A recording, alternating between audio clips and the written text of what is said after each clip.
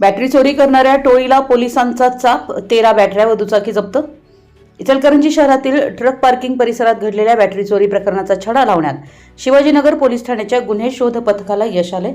या प्रकरणी 3 संशयित आरोपींना ताब्यात घेण्यात आलं असून त्यांच्याकडून चोरीस गेलेल्या 13 बॅटऱ्या तसेच गुन्ह्यात वापरलेली दुचाकी जप्त करण्यात आली आहे.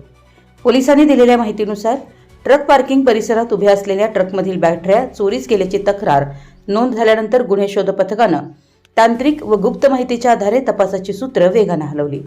तपासादरम्यान 3 संशयितांना ताब्यात घेऊन चौकशी केली असता त्यांनी गुन्ह्याची कबुली दिली. पोलिसांनी या प्रकरणात विकास शरद जिरगे वय 20, शिवम भरत झेंडे वय 20 व प्रतीक राजू कांबळे वय 19 यांना ताब्यात घेतलं असून पुढील तपास सुरू आहे. या कारवाईबाबत माहिती देताना पोलीस अधिकारी डॉक्टर धीरज कुमार यांनी पत्रकार परिषदेत सांगितलं की गुन्हेगारांविरोधात कठोर कारवाई सुरू असून शहरात अशा प्रकारच्या गुन्ह्यांना आळा घालण्यासाठी विशेष मोहीम राबवण्यात येते. नमस्कार.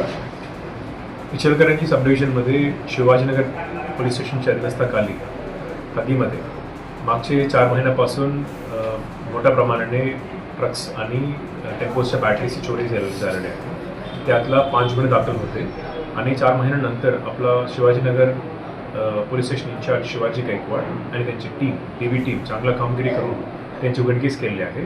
त्यातला जिरके आणि त्यांचे 2 साथीदार आहेत ते एक टोळी बनवून त्यांची पूर्ण एक 10-12 बॅटरी काढले होते. त्यांची पूर्ण आता रिकव्हरी झालेली आहे आणि आम्ही आता इचलकरंजी सब डिव्हिजन आणि इचलकरंजी शहर आणि शिवाजीनगर पोलीस स्टेशनमध्ये आम्ही सगळ्या नागरिकांना आवाहन करतो की तुम्ही काही घाबरू नका. काहीतरी घटना घडलेली आहे ती ताबडतोब तुम्ही रिपोर्ट करा.